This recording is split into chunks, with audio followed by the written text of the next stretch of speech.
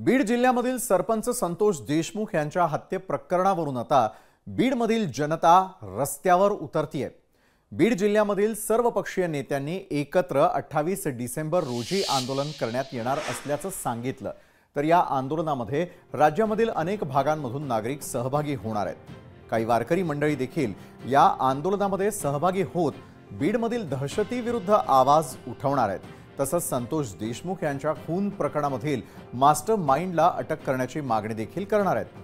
त्याच पार्श्वभूमीवर आता सामाजिक कार्यकर्त्या अंजली दमानिया या देखील बीडमध्ये जाऊन ठिय्या आंदोलनामध्ये सहभागी होत आहेत। तर एकंदरीतच या संदर्भात त्यांनी बातचीत केलेली होती आणि पुन्हा एकदा वाल्मिक कराडला अटक करण्याची मागणी त्यांनी केलेली आहे। तसंच या हत्या प्रकरणावरती पंकजा मुंडे गप्प का असा सवालही त्यांनी उपस्थित केलेला आहे। अंजली दमानिया ट्विटमध्ये व्यक्त होताना म्हणतात, 28 तारखेला बीडला पदयात्रा आहे, सगळ्यांनी यावं असं कळकळीचं आवाहन। संतोष देशमुख यांच्या क्रूर हत्येचा तीव्र निषेध करायला मी 28 तारखेला बीडला सकाळी 9:30 वाजता पोहोचणार आहे।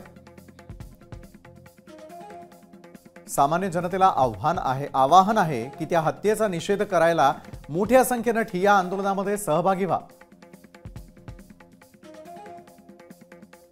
वाल्मिक कराडला अटक होईपर्यंत लढू, बीडची दहशत बंद होण्यासाठी लढू।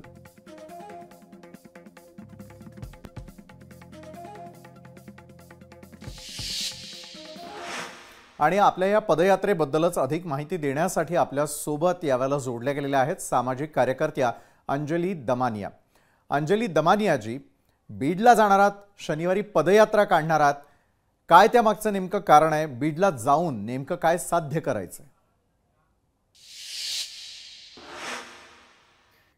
मुळात कसं आहे की ते आता कसा रंग दिला जातोय की ते मराठा विरुद्ध वंजारी आहे आणि ते वंजारी होते आणि हे मराठा होते, तर मराठाला त्यांनी मारलं। तर लोकांना ना हा भ्रम आहे, कुठली जात पात कुठला धर्म काही काही नसतं। ही माणसं आहेत जी विकृत मनोवृत्तीची आहेत, बर जी अशा अशा एक मानसिकतेतनं आली आहेत की ज्याच्यात लोकांचा छळ करणं, दहशत निर्माण करणं आणि पैसा वसूल करणं, बर मग खंडणी वसूल करणं, त्यांना एवढेच उद्योग येतात।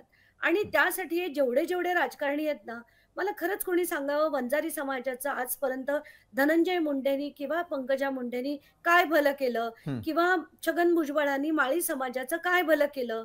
आणि महाराष्ट्राचं राजकारण इतकी 77 वर्ष मराठ्यांकडे असताना आजपर्यंत त्यांनी मराठा समाजाचं काय बरं केलं? आणि इतकी दयनीय परिस्थिती आज जी मराठा समाजाची आहे ती काय? जर हे राजकारणी खरंच काम करत असते तर या समाजाचं इतकं वाईट झालं असतं का? हा प्रश्न लोकांना का पडत नाही याची मला मला खरंच आश्चर्य वाटतं। आज तिथे जे झालंय, तिथे एक माणूस जो कुठच्याही समाजाचा असो, त्याला खंडणी वसूल करायची होती, त्याला दहशत करायची होती। मी म्हणेन ते खरं दाखवायचं होतं। पोलिसांमध्ये, यंत्रणांमध्ये सगळीकडे दहशतीचं एक वातावरण तयार करून बर तिथे प्रत्येक गोष्टीवर कब्जा करायचा आहे। अशा व्यक्तीने एक निर्घृण हत्या केली आहे आणि अक्षरशः म्हणजे दया माया नाहीच, त्यांच्याकडनं अपेक्षाच करू शकत नाही आपण। पण अशा लोकांनी ही जी दहशत माजवली आहे आणि त्याचे जे फोटो बघितल्यानंतर अशी तिडीक जाते डोक्यात की असं वाटतं आपण नुसती सामान्य माणसं असं बघतच राहणार का आणि कुठेतरी हे थांबवण्याचा काहीच प्रयत्न करणार नाही का? तर म्हणून मला हे मागच्याच शनिवार रविवारी खरं तर जायचं होतं, पण जसं मी म्हटलं की माझ्या आईची प्रकृती एकदम खालावली। 88 वर्षाची आहे ती, तिला अचानक कोलॅप्स झाली ती घरात, हा त्यामुळे हा मला ते 2-3 दिवस पुढे ढकलावं लागलं। बर बर पण शनिवारी तिथे सगळ्या समाजाची सगळी चांगली माणसं येणार आहेत, अगदी तिथे वारकरी सुद्धा येणार आहेत। हा हे ऐकून खूप बरं वाटलं। तर याचं तुम्ही प्लीज मला सगळ्या समाजाच्या लोकांना सांगायचंय, हा कुठल्याही समाजाचा माणूस समाजाच्या माणसाविरुद्ध करत नाहीये। हे सगळी करणारी माणसं यांना पैशाच्याच हव्यासापोटी हे सगळं करत आहेत। बर आणि ते जर आपल्याला थांबवायचं झालं, आणि ही जी दहशत आहे राजकारणातली, याच्यात किती प्रमाणात बूथ कॅप्चरिंग होतं, गोळीबार जसं आपण बघितलं, त्यांचा तो कैलाश फड काय, निखिल फड काय, हे दोघंही धनंजय मुंडेंचे कार्यकर्ते आहेत आणि ते वाल्मिक कराडचे अतिशय जवळचे लोक आहेत. ते हवेत फायरिंग करतात. आणि आत्ताच महत्वाची बातमी म्हणजे मला तुम्हाला सांगायची आहे, की मी आत्ता काही वेळापूर्वी एक ट्वीट केलंय. त्याच्यात अख्खीच्या अख्खी लिस्ट आहे. बीड जिल्ह्यामध्ये 1222 परवाने दिले गेलेत शस्त्राचे. 1222. बर. मग मी इतर जिल्ह्यांमध्ये किती आहेत हे देखील बघितलं.